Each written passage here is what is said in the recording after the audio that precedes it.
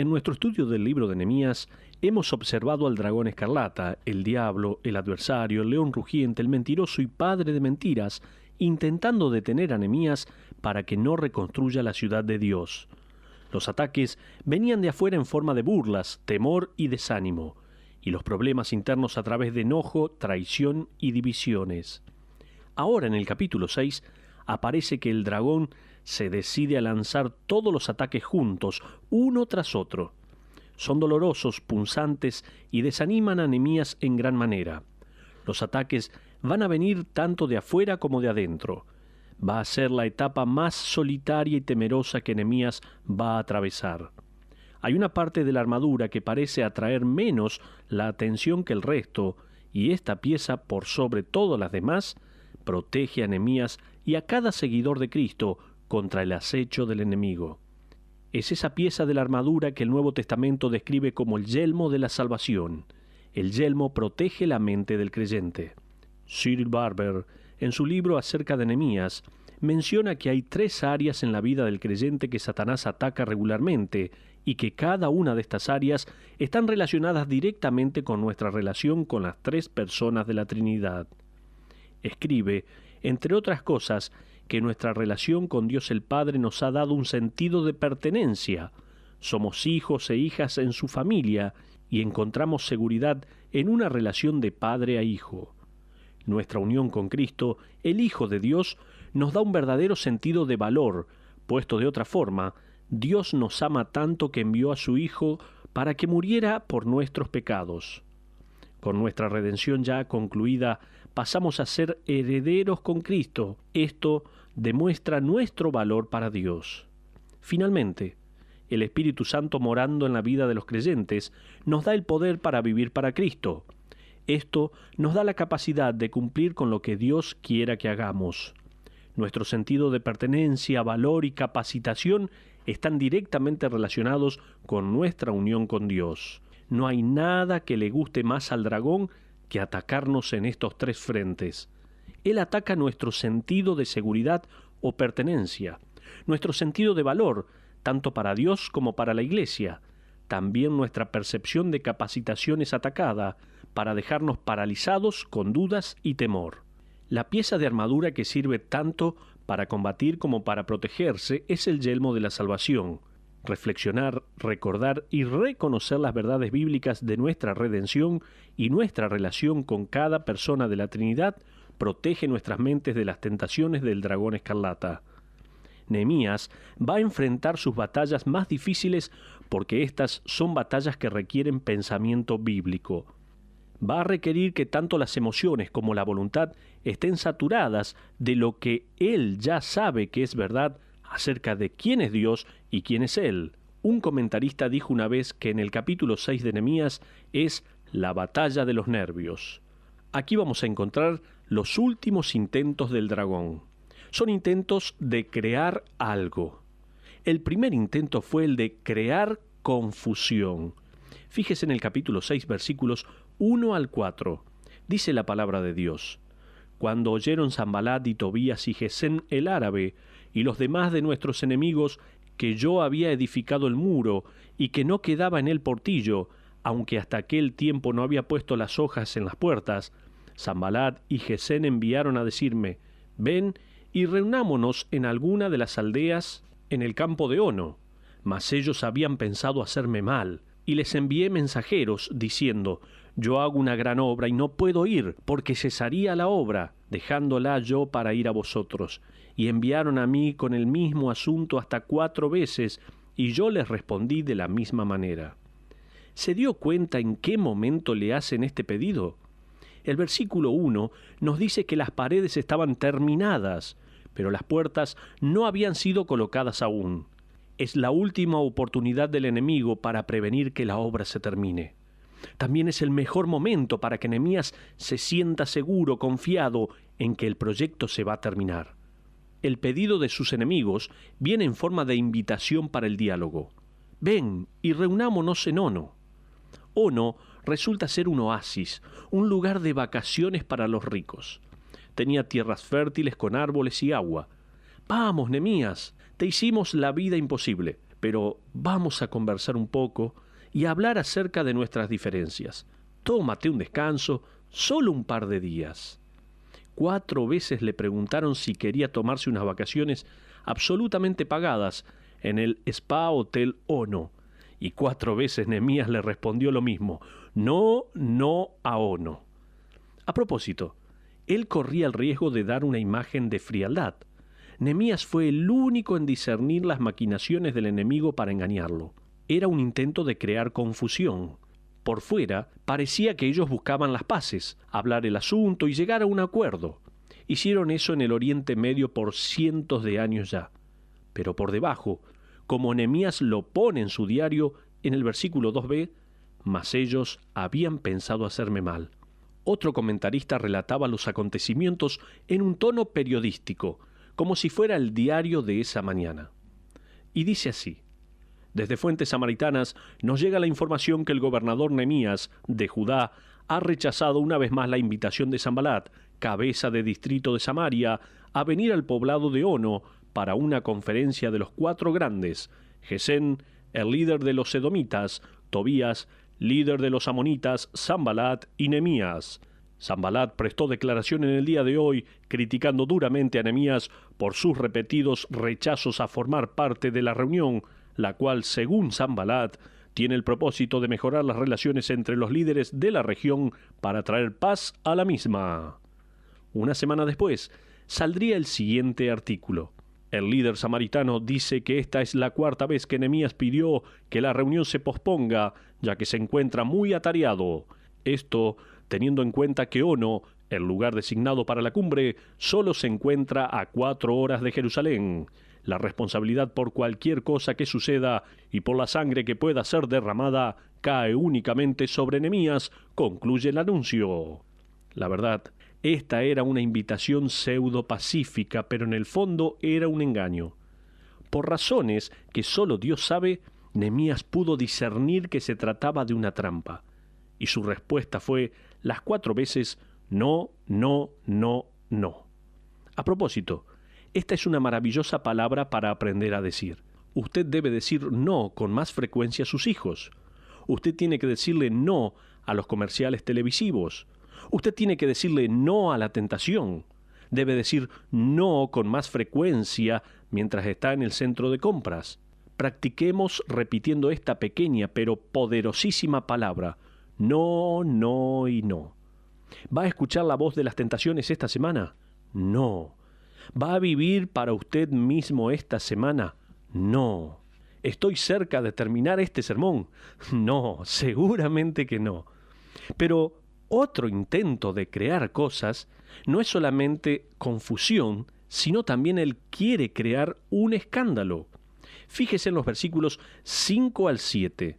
Dice así la palabra: entonces Sanbalat envió a mí su criado para decir lo mismo por 5ª vez, con una carta abierta en sus manos, en la cual estaba escrito: se ha oído entre las naciones, y Gasmulo dice, que tú y los judíos pensáis rebelaros, y que por eso edificas tú el muro, con la mira, según estas palabras, de ser su rey, y que has puesto profetas que proclamen acerca de ti en Jerusalén, diciendo: hay rey en Judá.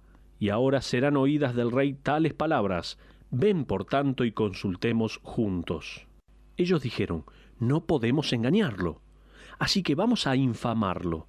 Digámosle a todo el mundo que Nehemías quiere reconstruir Jerusalén con el único propósito de sentarse en el trono y ser el rey. Como una bomba, esta carta comenzó un rumor que podría destruir la credibilidad de Nehemías. Y eso, damas y caballeros, era lo que ellos pretendían. ¿Puede imaginarse cómo se pasaron estas noticias en el campamento? Nehemías quiere ser el rey de Jerusalén. Francamente, cuando más interesa la murmuración, más probabilidades hay de que no sea cierto el rumor. Recuerde eso. Cuanto más interesante es la murmuración, hay más probabilidades de que no sea cierto. Aún así, va a viajar más rápido. Hay algo en nosotros que nos lleva a creer los susurros que escuchamos. Cualquier frase que comience con las palabras «psst, psst», ¿escucharon qué?, es la forma más segura de tener la plena atención de alguien. Y una vez que salió, salió. No volvemos para atrás. Muchas veces el daño es irreparable. Tratar de aplastar un rumor es como silenciar una campana. Con razón que las 7 cosas que mencionan en el libro de Proverbios, a las cuales Dios odia, 3 tienen que ver con la lengua. Mis amigos, si alguna vez fue víctima de los rumores, usted podrá aprender de la respuesta de Nehemías. Fíjese en el versículo 8. Entonces envié yo a decirle, no hay tal cosa como dices, sino que de tu corazón tú lo inventas. Así es. Él no dijo, escuchen, aquí hay 10 razones por las cuales ustedes están equivocados y puedo explicar por qué algunos profetas falsos andan anunciando que voy a ser el próximo rey de Jerusalén. Yo no los contraté. No hay autodefensa, ni una larga explicación en una carta de autovindicación. Simplemente, ¿no es verdad? Lo inventas. Pero Nehemías, si se fija, sigue enfocado en el asunto más importante. Mire el versículo 9, que dice, porque todos ellos nos amedrentaban diciendo, se debilitarán las manos de ellos en la obra y no será terminada. Desafortunadamente el rumor se difundió y muchos en Jerusalén comenzaron a sospechar de Nehemías. De hecho, más adelante en este capítulo va a ver cómo los líderes de la tribu de Judá creyeron el rumor, desacreditándolo aún más a Nehemías. ¿Sabe una cosa? No hay póliza de seguros contra las palabras. Esto lastimó tanto a Nehemías que él ni siquiera oró acerca de la invitación para ir a Ono. Tampoco oró cuando había sido amenazado en el capítulo anterior, para pelear con él con espadas y lanzas. Pero después de haber sido acusado de tener motivos engañosos y ambiciones presuntuosas, él ora en el versículo 9b. Ahora, pues, oh Dios, fortalece tú mis manos. Oh Dios, fortalece tú mis manos. Nehemías, con su apariencia valiente y su actitud de ningún obstáculo es demasiado grande para mí, se encuentra profundamente dolido. Escribe en su diario, oh Dios, fortalece tú mis manos. Encontré un artículo que dice lo siguiente: no tengo respeto por la justicia, mutilo personas sin matarlas, rompo corazones y arruino vidas, soy astuto y maligno, cuanto más años vivo, más fuerzas tengo. Cuanto más se me refiere, más se me cree. Mis víctimas son indefensas. No pueden protegerse contra mí porque no tengo nombre o rostro. Es imposible perseguirme. Cuanto más uno intenta, más evasiva me convierto. Derribo gobiernos y destruyo amistades. Arruino carreras y causo insomnio. Hago que los inocentes empapen sus almohadas con lágrimas. Me llamo murmuración. Provoco tanto titulares como dolores de cabeza. No soy amiga de nadie. ¿Cómo protegemos nuestra iglesia, nuestras familias y nuestra ética laboral de la erosión traída por la lengua? Alan Redpath, quien pastoreó en una ocasión la imponente iglesia de Moody en Chicago, escribió acerca de cómo él animó a los miembros de su iglesia durante un periodo difícil en la historia de la congregación. Se trata de una fórmula para aplicar antes de hablar. La intención era la de hacer recapacitar a la gente antes de hablar. Debían pensar lo siguiente antes de hablar. Primero, ¿es verdad? Segundo, ¿será de ayuda? Tercero, ¿inspira? Cuarto, ¿es necesario? Quinto, ¿es amable? De no pasar estas 5 preguntas, la cuestión no sería compartida con otra persona. No solo es un buen método para una congregación, sino para aplicarlo a nuestras propias vidas. Si usted está menospreciando a sus compañeros de trabajo o a su jefe, está haciendo mal. Como creyente, no tiene ningún motivo para tener esa actitud. Hacerse estas 5 preguntas antes de hablar va a revolucionar su lugar de trabajo y posiblemente su hogar y su iglesia también. Los enemigos de Nehemías y de la obra de Dios dijeron, vamos a engañarlo. Luego, vamos a desacreditarlo. Pero Nehemías siguió construyendo. Ahora vemos el tercer intento. Fue el de comprometerlo. Si no podemos engañarlo o desacreditarlo, tentémoslo a pecar. Fíjese en el versículo 10. Vine luego a la casa de Semaías, hijo de Delaía, hijo de Mehetabel, porque él estaba encerrado, el cual me dijo: reunámonos en la casa de Dios, dentro del templo, y cerremos las puertas del templo, porque vienen para matarte. Sí, esta noche vendrán a matarte. Parecen buenas palabras y un buen plan, siendo que proviene de un sacerdote. De hecho, era un sacerdote y profeta. La traducción al castellano oscurece un poco la idea de que esto vino a ser una profecía, como si viniera de parte de Dios. Imagínese usted si alguien viene y le dice: mira, me dijeron que algunos de tus enemigos van a venir esta noche para matarte. Mejor que te escondas. Imagínese intentar dormir después de haber escuchado eso. Usted escucharía cada ruidito, cada ladrido de perro, cada sonido de los árboles. Seguramente pasó alguna noche así. Así que este sacerdote le dice a Nehemías: ven conmigo al templo y escondámonos en el lugar santo. Pero Nehemías percibió la profecía falsa que nos dice en los versículos 11 al 13. Entonces dije: ¿un hombre como yo ha de huir? ¿Y quién que fuera como yo entraría al templo para salvarse la vida? No entraré.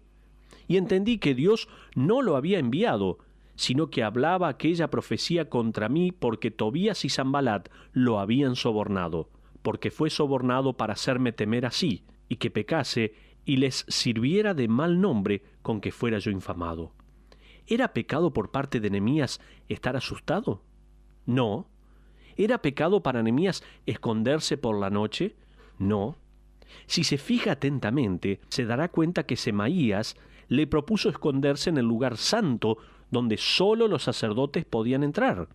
Meterse allí, más allá de que implique resguardarse de asesinos, violaría la ley de Dios.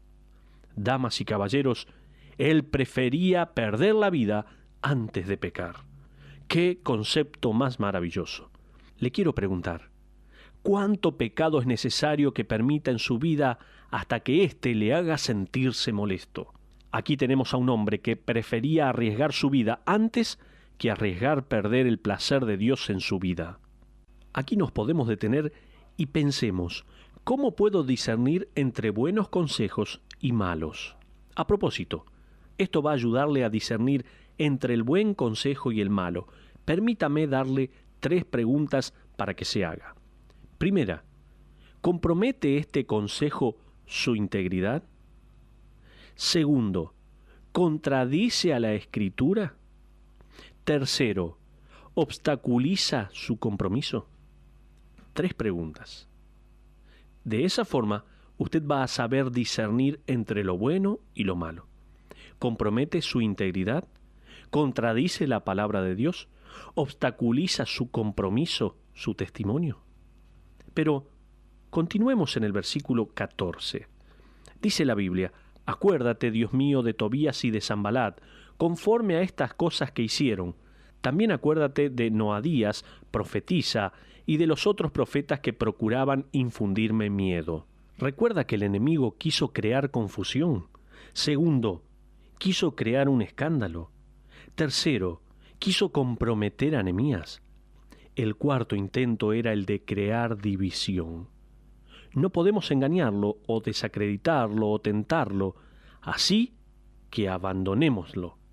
Versículos 17 al 19 dice así: asimismo, en aquellos días iban muchas cartas de los principales de Judá a Tobías, y las de Tobías venían a ellos, porque muchos en Judá se habían conjurado con él, porque era yerno de Secanías, hijo de Ara, y Johanán, su hijo, había tomado por mujer a la hija de Mesulam, hijo de Berequías. También contaban delante de mí las buenas obras de él, y a él le referían mis palabras, y enviaba a Tobías cartas para atemorizarme. Personalmente, no soportaría todo esto ni por una semana. ¿Y usted? Pero Nehemías lo soportó por meses y hasta años.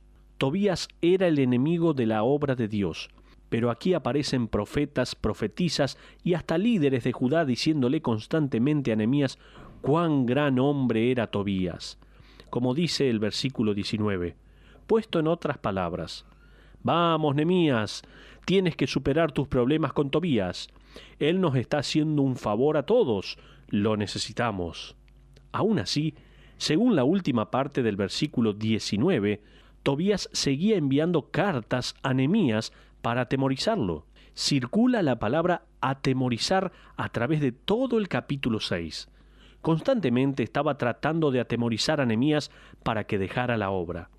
Ahora en los versículos 15 y 16 dice la Biblia: fue terminado pues el muro el 25 del mes de Elul, en 52 días, y cuando lo oyeron todos nuestros enemigos, temieron todas las naciones que estaban alrededor de nosotros, y se sintieron humillados, y conocieron que por nuestro Dios había sido hecha esta obra.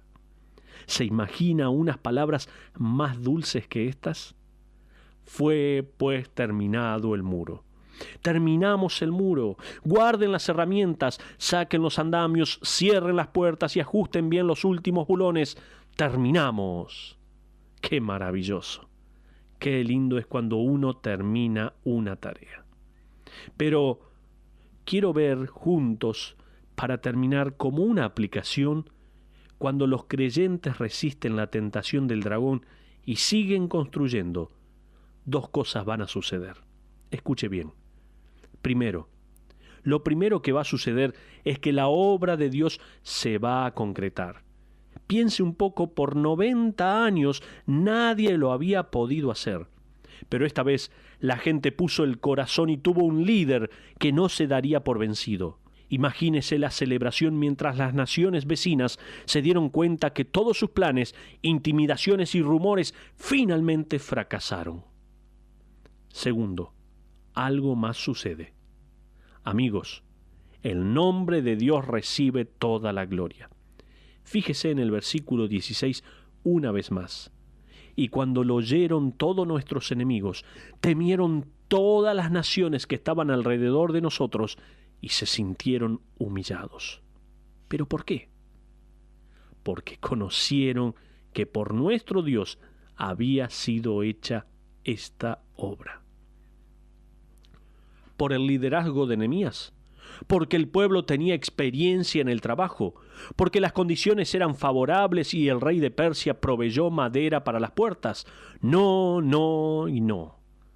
Por nuestro Dios había sido hecha esta obra. Estos incrédulos sabían que un ser sobrenatural tuvo que haber estado involucrado para que los muros se hayan construido después de 52 años. ¡Qué manera de vivir!